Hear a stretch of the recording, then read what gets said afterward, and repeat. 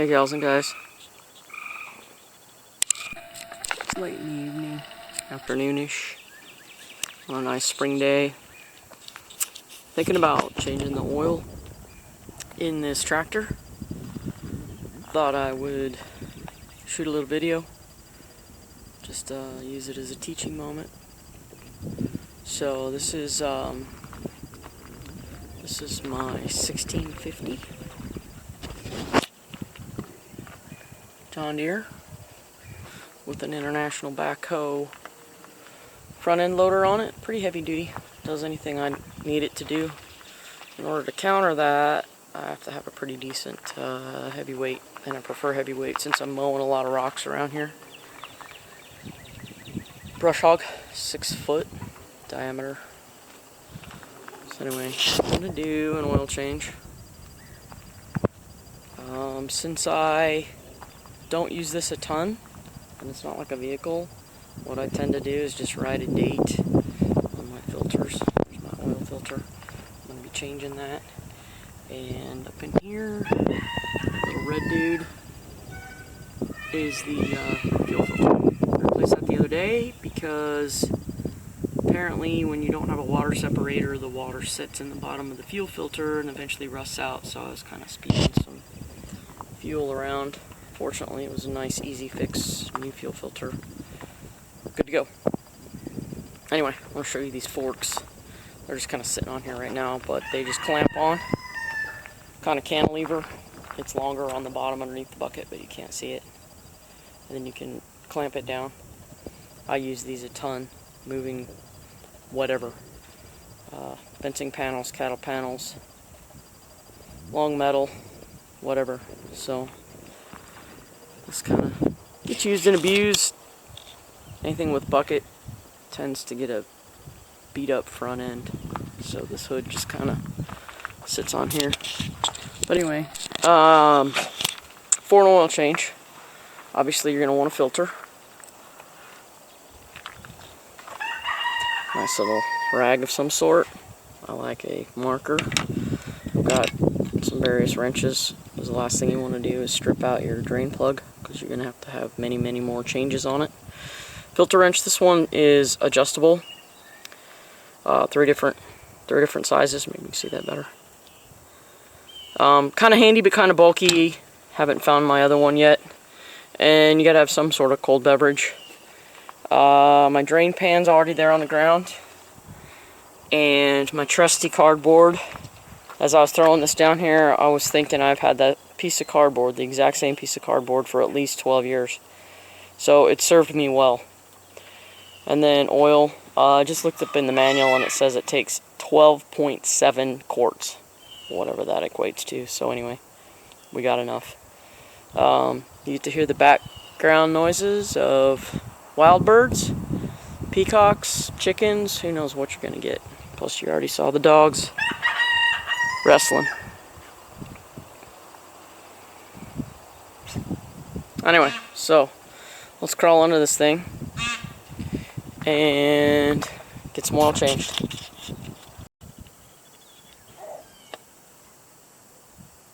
Okay, we're under here. Hard to see. We've got the oil drain plug in the center, the large one, and a bunch of smaller ones to take the whole bottom end off of the oil pan. But we don't need to do that. We're just going to use the drain plug. Someone has rounded this off a little bit. So I want to point out the fact that you need to use and pay attention to the right wrench. 7/8. I've already loosened this up a little bit, so I'm going to tighten it. 7/8 has a little bit of slop. Too much. This tractor is a John Deere made by Yanmar, which is shipped in from Japan, so it's going to be metric. 19 millimeter. Nope, sorry, 22 millimeter. Perfect fit. So, someone started this rounding off. Pay attention and be careful. As much as I like crescent wrench, all 16th wrench I call them, do not use that for this job. So, This one's positioned such that I can pull the pan out while it's draining and get the oil filter off there too. So I'm gonna get this draining. The wind's blowing, so be aware of that, and which direction that might blow it right back onto you. I tightened it. 22 millimeter fits nice. So in taking these off, I push up into the threads to keep it sealed as long as I can. Move the pan a little bit, sorry. So I'm unthreaded, I'm just barely holding the oil in. I'm gonna tip to the side so it doesn't end up all down my elbow. Got this draining, got my pan under control, almost overfilled it, overflowed it. Being 12.7 quart capacity, I'm gonna hope my pan is large enough. If not, I'm gonna have to put the plug back in. But right now it seems like it's holding it. So I'm gonna slide the pan over to the side. Oil's still draining there. I've got my filter wrench on the filter already, and I'm gonna take the filter off. So again, lefty-loosey, righty-tighty, same as any screwed on utensil. This one was on there pretty good. You can take them off with a filter wrench. Do not put them back on with a filter wrench. And again, this one's gonna leak, dribble out. Apparently the breeze just picked up and everything went to the side of the pan. I think we've got most of it.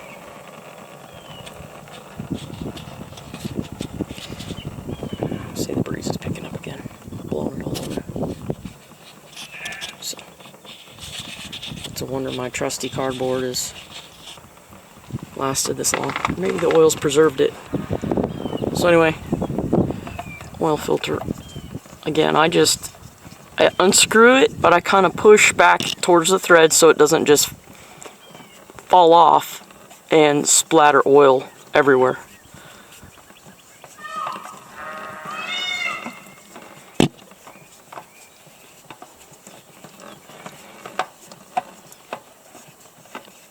Okay. Now that it's off, I'm just going to set it upside down in the pan. And my pan's getting a little full, but I think we got it all. We're not overflowing yet. So I'm going to let those drip just a little bit. While we do, what we want to do is look up on here, on this surface right here. You want to make sure that old oil filter gasket, that right there, stayed with the old oil filter. Because the new oil filter is going to have its own. And if you put two by accident, no bueno. It will leak. You'll have a problem. Low oil. So I'm going to take my finger. This is the old oil, but it's clean enough for this. So what I do is lube up just a little tiny film on the new filter gasket, so it'll slide on and seat good. You also want to check your filters for dents and dings. If somebody's dropped it, take it back and get another one, because you could restrict your oil flow and have issues. So this one's in good shape. So I'm just going to kind of wipe down where this one was, just to get some of that extra dirty oil out of there. If you can reach, do that. If you can't reach, it's not necessary. It just gets some of that old stuff out of there. And this one's gonna go back on. So, lefty-loosey, righty-tighty. I like to spin things backwards to get them threaded. Then once they start, they should go nice and easy. And this, get it hand tight, and then you can do another quarter turn. I usually grab a rag because my hands are a little oily, slick, and give it another little bit. And there it is. So, Then I grab my marker and date it. I might have too much oil on it.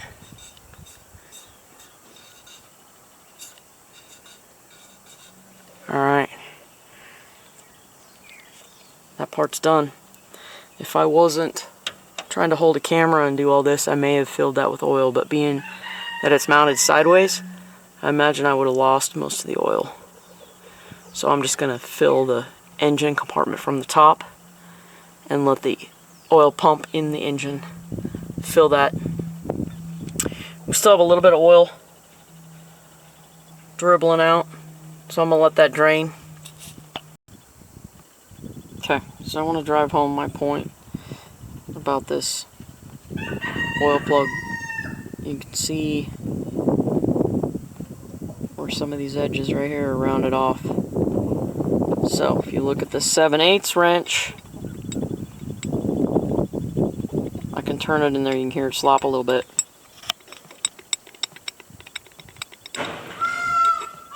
Sorry, peacocks are feeling mighty fine tonight. My little jungle. 22mm, there is no movement, no jiggle, no clanking, you can't hear it. Once I get it on there, it's tight. 7/8, movement. So somebody's been using a 7/8 on this. It's starting to round it out a little bit, so I'm going to make myself a note. I try to keep track of fuel and oil filter numbers and what size wrenches I need, and I just keep that stuff so when I go to do an oil and filter change, I can get all the stuff, crawl underneath with the wrenches I need, and be efficient. Alright, just kind of down to a drip. Sorry, the wrenches fell out of my lap. It's kind of nice doing these bigger tractors. I'm just sitting up leaning against the tire. Anyway, we're going to get this snug, but not super tight. And again, we're not going to strip off. So, 22. Lefty loosey, righty tighty. And then I always wipe off any excess oil, because you want to come back down under here after you get it started. After changing the oil, and make sure nothing's dripping. You want to make sure that you didn't mess up somewhere, something is in the way, because you lose all your oil, you got problems. Expensive problems. So, I'm going to go up top, and we'll fill this baby up. Anyway, what I wanted to point out is that there's kind of some residual dust and stuff around that. It's not uncommon, especially with brush hogging and dusty stuff that tractors do. So anyway, wipe that dust off before you open this up. Otherwise you're going to end up with that dust inside the cavity that you're putting your fresh oil in. So no sense making that work harder. And then you're going to want a funnel, because of course my front end loader is right in the way. So I'm going to grab a funnel, fill this thing. Okay, I've got about 10 quarts in here. I wanted to point out something. These bottles with the foil seal on them, when you break that seal to use that oil, make sure you keep track of what you pulled off, or if you poked a hole in it, or how you pulled it off. This bottle doesn't have it. It's just all in the cap. But this one with the foil seal, wanted to point this out because I haven't seen it personally, but I've heard about it happening, is some of that foil can get down in the engine, and in the bottom of the engine is a pickup tube that does what it says, picks up oil from the pan, lubricates the rest of the engine, and it's got a screen on it so you don't pick up big chunks. Well, if that foil gets caught in that screen, it basically causes a plug, and then no oil can get up into your engine while it's running, and you just as well be out of oil and you blow the engine. So, simple little teeny tiny piece of foil can cause you a whole lot of nightmare, headache, in misery. So just wanted to point that out. I'm going to finish filling this and start it real quick so it fills the filter since it's kind of noisy, and then we'll check our oil level. Okay, I got it filled up. It's a little hard to see. You can kind of see the dirty diesel oil sitting on the top of the fill mark on the dipstick. So, oil change is done. Date's written on the filter. Now, what I like to do is just kind of check things out. You want to look for anything that's leaking that really shouldn't be leaking. These are the fuel injectors. So you want to see them dry. You don't want to see any fuel, any wetness. Fuel filter is good. I just changed it. Like I said, the water separator, this one doesn't have a water separator. Diesel fuel, it's going to have a little bit of water to it. Sits in the bottom of the water, will separate out and sit in the bottom of this filter, and over time rust out the bottom of the filter. So I had some fuel kind of spraying out. So that's kind of why I would attribute this to being a little bit shiny and oily. Obviously hydraulic leaks, that means it's got fluid in it, right? If the hydraulics are leaking, because that's what hydraulics do, at least on this tractor. Check the battery cables, make sure they're in good shape. Make sure they're snug. You shouldn't be able to turn them, move them around. Had a problem with the radiator hose, kind of right down in there, leaking on me. And apparently I've gotten it sealed up, because that's nice and dry. I'm going to hop up here. Check the antifreeze. Now, the antifreeze, you don't need it spewing out the top, but you want to see liquid on top of the fins right there. So just like that. It's hard to tell, but it's down about an inch. If you fill this full, it's just going to push it out the overflow pipe. Then you're wasting your antifreeze. So as long as you see a water layer on the fins, you're good. And just, tension on the belt. Fan blades are all in good shape. Radiator's clean. That's the turbo. Looks like things are okay there. I don't know what that moisture is there. It looks like a little oil, maybe. I have to keep an eye on that. But top end wise, we look pretty dry, pretty good. Got my oil fill cap on good. My dipstick tube. Dipstick's back in. I was looking at some stuff on this other side. Let me show you. Go around here. I like to check, make sure the cables to the starter are tight enough. Tight. You don't want them loose. These are tight. But one thing I did notice is there's a splice right there.